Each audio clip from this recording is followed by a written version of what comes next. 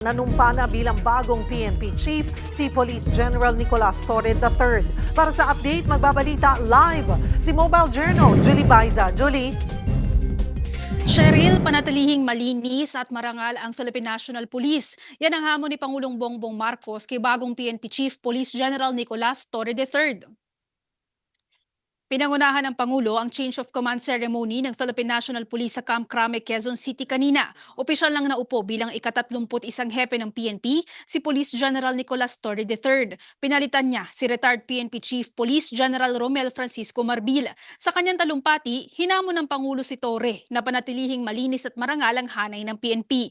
Pabilisin ang investigasyon sa mga kaso laban sa mga pulis na lumalabag sa batas upang maibigay ang hustisya sa lalong madaling panahon. Iniutos din niya ang mabilis na pagresponde sa taong bayan. Bilang tugon, 3 bagay ang ipinangako ni Torre.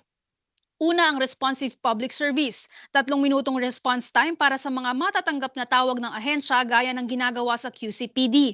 Palalakasin din daw ang police visibility. Magsisilbi rin anyang gabay ng kanilang hanay ang unity at moral, accountability at modernization. Magbibigay din daw ng reward sa mga tutulong sa pagpapahuli ng mga kriminal nang naaayon sa batas. Nangako ang bagong hepe ng PNP na ang batas ay patas at ang serbisyo ay mabilis.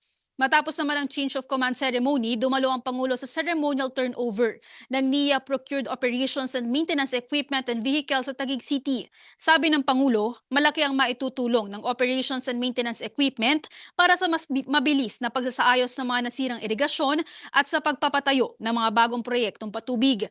Cheryl, sabi ni PBBM, kapag maayos ang irigasyon, asahan din daw ang mas madaming ani, mas magandang kalidad ng produkto at mas mataas na kita ng mga magsasaka. Cheryl? Maraming salamat, Mobile Journal, Julie Baiza.